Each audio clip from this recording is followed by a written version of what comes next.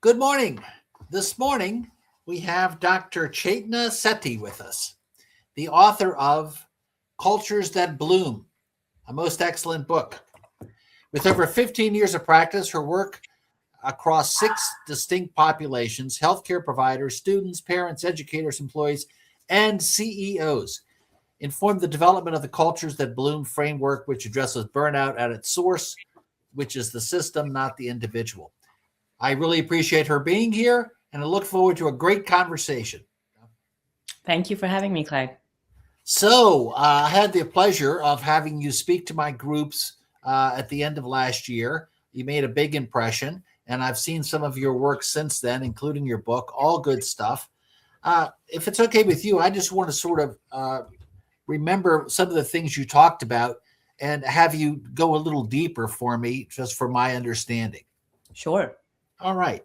So, in your book and in your talks, you talk about burnout being a leadership issue, and obviously, for my interest, I'm interested in the impact it not only has on people, on parents, but mostly on leaders, CEOs, because as you know, that's my focus. hmm So, if this is a leadership issue, can you explain why that is? Because most leaders I know don't want to intentionally make their leadership an issue. So help me understand how burnout has this impact. Sure. So I think, Clyde, the first thing to remember is that we're using this word a lot these days, right? Burnout is everywhere. We're hearing it being used in every context, in the situation of a bad traffic accident, as well as in the situation of a parent that's taking care of a child with special needs, right? And burnout in those two scenarios means something very different to people. So I think it's the first thing I think is very important to understand is that burnout is misunderstood. And so when leaders talk about burnout, they need to really know that the extreme burnout is really this disconnection that they might have or their employees might have from their sense of meaning towards their work, which means they're no longer connected to what they do. What they're doing is like actions or motions, going through the motions without any sense of purpose or any sense of what might this lead to in the future or how this might enhance their life. And so that loss of meaning is what then erodes people's um, their self-esteem, their sense of worth, their ability to cope with situations because they think that what they're doing is pointless anyway. So I want to make a very clear distinction here in that burnout is something that's very extreme, and we use the word so often that we tend to forget that there's a precursor to burnout. We can see the signs coming from from a mile away, and that's the part that I like to focus on, and I call it pre-burnout. And the reason I say that it is a leadership issue is because a leader can set the tone for what sort of culture exists within an organization.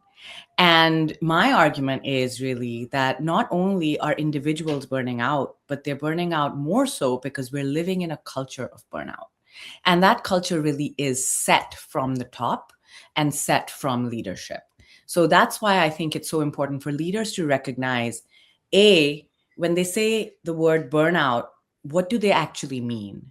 And B, if they are talking about pre burnout, then what is it that's preventing them from looking at the situation currently and then saying, wait a second, I don't want it to get to burnout. I want to prevent that from happening.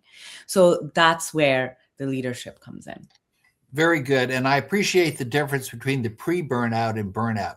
So, let's just use that term and we'll just say what we're talking about is pre burnout. Correct. One of the other comments that I've heard you say in the past and in your book is one of the problems with pre burnout is this whole idea of the cultures we've set up, and that is an always on culture. Can you explain there? Absolutely. And I think this shifted a lot since COVID. So we got to keep that in mind, right? Our circumstances really influence how we imbibe things and how our culture shifts.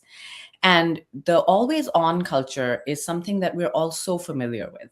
It is this idea that you're always available, right? This idea that I may log off work at 4 p.m., but at 6 p.m., if I get an email from my boss, I have a sense of urgency to reply to it.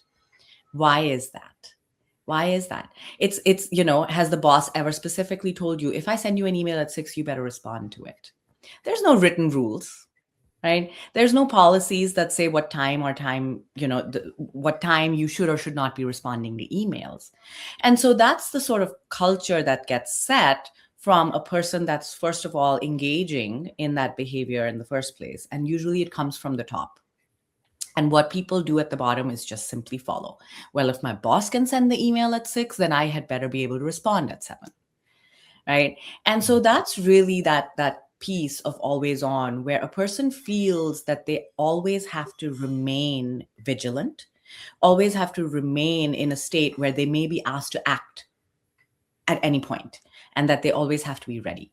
And that state of readiness, that like always on readiness state, that's what creates that low-lying anxiety that a lot of us tend to feel these days, of things that are pending, or of things that are just would need to get done, for example. Mm-hmm. Mm-hmm. Right. And so I know that one of the intentions that I've tried to lean into with my members is for them to be very intentional about their actions and their leadership and the cultures that they grow. And what I'm hearing you say is that when a leader is in pre-burnout mode, that intentionality sort of goes by the way. And so we're just acting, we're reacting. We're not Absolutely doing anything intentional. We're just going through these motions, which means we're sending a signal that is probably having a pre-burnout message down to the team too. So we're all going in the wrong direction here. Very well said, Clyde. You're absolutely spot on. So in your opinion, and I know that you are also work with families and stuff, and so this might be an obvious question, but do you see more leaders, more male leaders or female leaders in a pre-burnout modality? And if so, why? That's a very good question. I have seen gender differences. And the reason for that is one could be personality types, of course. It could be that it could be that a male leader might be someone that has a personality that's one that wants to keep taking on more and more and more versus a female. So I'm not going to gender stereotype roles, but I will say that the people that tend to be more prone to pre-burnout and then eventual burnout are the ones that are always eager to take on more. And these are the people that always feel like they have more to prove. These are the people that always feel like they have more to lose if they don't take on more responsibilities. And more often than not, unfortunately, Clyde, those are the people that are in minority situations. Those are the people that really feel like they need to prove their worth to be there. And so they want to be visible. They want to keep doing, they want to pick up the slack from other people. And that's what gets them in trouble, is because of the lack of being able to say no. And basically saying yes when they actually mean no. And so I have seen personality types that are either more paternalistic type personalities or maternalistic type personalities that tend to be more prone to the pre-burnout phase, because they're the ones that like to take on more in order to what they think is benefit the environment or benefit the whole, but not realizing that they're taking on more as a signal, like you said. They're taking on more as a signal to tell people the more you take on, the more worth you have, or the less sleep you get, the more productive you will be deemed, et cetera, et cetera. Right. Okay. All right. Well, that's probably a nice segue over to one of the little metaphors you use in your book is this idea of the hole in the boat. So can you fill us in around that and tell us why that's important? Sure. And this really does go back to the burnout versus pre-burnout conversation. So imagine a boat that's taking on water, and there's people that are taking that water out, and they're bailing faster and faster and faster. From a distance, you actually see that they're doing some really good work. And from a distance, you can see that they're actually staying afloat, which is great. But when you get closer, you realize that they're struggling to keep that water out. And everyone is trying to teach them ways of bailing that water out faster. Everyone is coming up with better and fancier buckets so we can take that water out faster. But no one's looking at the hole. No one is plugging that hole to begin with that says, why is the water getting on this boat in the first place? And that's really the difference between pre-burnout and burnout. When you're successfully bailing that water out of your boat, you're in pre-burnout. You look productive, but you're struggling, right? And no one, and everyone is trying to teach you better ways of bailing water. Everyone's teaching you how to cope better. Everyone's trying to teach you, well, maybe if you bail, 20 liters at this time and then 40 liters at this time and then 60 later, you'll do better, et cetera, right? There's so many different ways that you can take this analogy and run with it. But people are trying very hard to make individual people more resilient, giving them fancier tools, giving them the things they need to bail this water out faster. No one's looking at the darn boat. So no one's looking at the hole. So regardless of how good we are at bailing, it's not solving the core problem. That's right. Or even addressing it in any way. That's absolutely right. Mm-hmm. Yeah. Because not only, first of all, are we trying to figure out how to plug the hole, we haven't even figured out why the water is leaking in the first place. What caused that hole? Right? And that's the piece that I like to focus on when I work with organizations, is I actually like to go to the cause. I don't want to go directly to the fix, because the fix is like putting a Band-Aid on that hole. Right? And you really gotta find out what created that hole in the first place. So this cause, is this what we're talking about, or what you mentioned when you talk about this condition being a systemic problem? It's say more. Yeah, absolutely. So the systems that we're in, the policies, that the way that they're written are not always the way that they're followed, right? And this is the biggest gap that I have seen in organizations, as well as in families and with people that I work with on a daily basis. Is the biggest gap that causes people distress is when they have gone too far away from their values. And when they start doing things and engaging in actions which they think are necessary and important, not realizing how far away from their original values they've gotten. And so, for example, there might be a person that has joined an organization because they really truly believe in the mission of the company. And they truly believe that this is, let's say, for example, it's a healthcare company, and they really truly believe in the mission. And even though their job is just to answer the phones, they're the ones that make appointments for people that are visiting mental health professionals, for example. And they find that that's a really meaningful position for them. However, they're short-staffed. And now this person is being asked to do more and more. They're being asked to do scheduling for maybe 2 or 3 separate providers, which they had not originally signed up for. And they're on and on and on, where they have all this work and responsibilities that may not be totally fully defined. And now we're beginning to notice that they're not being very kind or polite on the phone anymore. And we're monitoring some of their stuff, and they sound like they're in a rush. They sound like they're trying to brush the patient off. They may be saying, oh, I don't really know the answer to that question. You have to contact someone else. Things like that. And this is Clyde, all real examples, by the way. So this is actually a company I worked with that I have seen this stuff happen at. And the reasoning behind all of that was literally this idea that this person had lost the connection to what they were doing and why it mattered. And taking that step back and putting that into perspective for them and saying, wait a second, why were you doing this job in the first place? Right? Having them take a step back and kind of come to terms with, well, I had a greater purpose here, or I had a bigger reasoning here for doing what I wanted to do. Can I still maintain that, even though I am taking on additional work? Or am I unable to maintain that now that I have little time? And if that's the case, this is the balance that I talk about, is the balance between your actions and your values. And this is really the biggest source of pre-burnout, when the distance between those two gets bigger and bigger and bigger. And organizations have a responsibility to make sure that people realize that they're in a job that actually means something to them. And it's a win-win, if you ask me. if you have a person that works at your organization that has complete buy-in to your mission and to your values and to the vision of your organization, you're going to get a quality employee.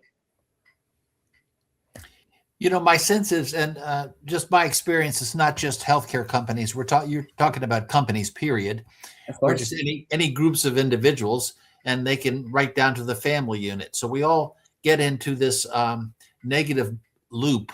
Okay, this doom loop that doesn't get better; it just continues to get worse and worse until we move to where people simply can't take it anymore and they have to leave, which probably exacerbates the problem, and there we go, off the edge of the cliff.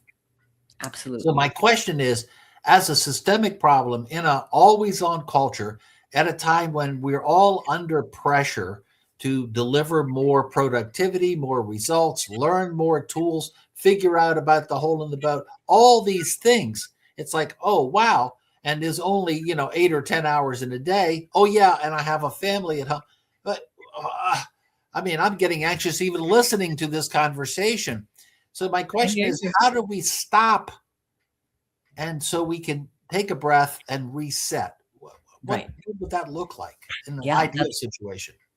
So like I had mentioned before, this low level anxiety that we all have because of our always on culture, it's doing something to us physiologically that we all don't realize, right? It is keeping our nervous systems in a mode of fight or flight, right? That's not the mode that we're typically meant to be in. We're meant to be in a state of rest. Fight or flight comes up when we are in a dangerous situation, right? As we would have when, our ancestors were saving themselves from tigers and other predators, right? And so unfortunately, that primitive sense of our nervous system gets activated every time we sense a threat. And that threat could be something as big as being chased by a saber-toothed tiger, but that threat could also be, I haven't responded to my boss's email. What's the consequence of that? Right? So our bodies don't differentiate those two threats. So the nervous system responds almost the same way. And the nervous system responds in a way where you either have to fight or flight or you freeze. And so that's the reason why we're not taking a break. It's because we're constantly in a fight or flight kind of, sense. And so there's a sense of urgency in us, which prevents us from stopping. And so one of the things that I recommend people do is to try and shift their nervous system and do some nervous system regulation work. And this is, this is all backed by science. And the one thing that I absolutely love, it's my go-to, is the one thing that I know that's backed by science is our breathing technique. And our breathing technique can instantly switch our nervous system regulation to go from fight or flight into a restful state and into a state of, I feel safe now. So parasympathetic activity shifts to the sympathetic self.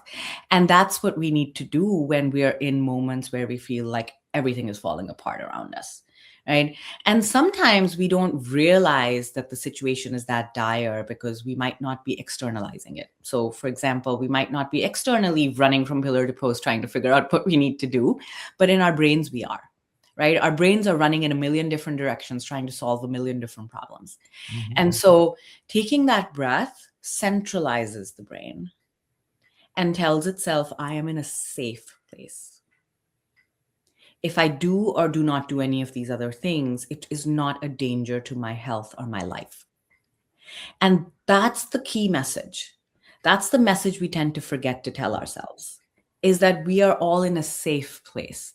And if an email doesn't get sent, someone will not be eaten by a tiger. Right? And that's the difference in our level of fear and our level of anxiety, that our brain doesn't know how to comprehend the difference between, right? Those are just the chemicals in our brain. It's our thinking self that has to remind ourselves that the email threat is not as big as the lion or a tiger threat. So taking that deep breath helps our nervous systems regulate to the point where we can actually see that difference. And so taking 2 or 3 deep breaths in a moment when you're and even when you're not overwhelmed, but just doing it as a practice, doing it as a grounding practice, where you don't wake up and have your nervous system in that fight or flight all through the day. Do this practice 3 or 4 times during the day. Take 3 or 4 deep breaths where your inhale is slightly shorter than your exhale. That longer exhale gives your nervous system that safety sensation. That's the longer exhale is the one that tells your nervous system you are allowed to relax. You are allowed to be in a state of rest. You are not in a state of panic. You are not in a state of threat. And when our brains and our nervous systems are in that zone, in that calmer state, it is a lot easier for us to say, what's most important here? What can I start with? And that's the piece I think that everyone forgets in this always on culture. Everything is urgent. And when everything is important, nothing is important. Right. Right. Yeah, I can see where that would be an excellent practice for all of us, but primarily for the leader of any particular unit, because they are setting the tone as the rest of us need to react to. And so the leader herself or himself needs to, in fact, realize that, things are spinning a little too fast. I can't be deliberate. Let's take a breath, literally, and slow down. And now let's see if we can make some deliberate choices. Let's work on this thing and Absolutely. then this thing. Right. Absolutely.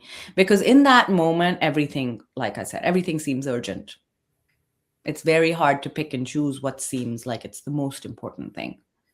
Right. Well, this goes back to my earlier comment about being a deliberate leader or taking deliberate actions, building a deliberate culture. I don't think anybody deliberately puts themselves in the whirlwind of chaos. Okay. Not intentionally anyway, because we know it doesn't really produce the results we're after. And it just makes it harder and harder for our people to maintain why they want to be at the company to begin with, to stick with our values. So if we can be deliberate, or maybe the only way we can stay deliberate is to reset periodically during the day or occasionally, so we're intentionally doing what we want to do or what we need to do in an order that it can get done, that everybody can keep up with. Absolutely. And I always say that it's a practice. It is not an overnight switch. It is not a mantra that you can learn. It is not a set of 5 tricks that you can do. It's not a list. It's not a checklist. It's a practice.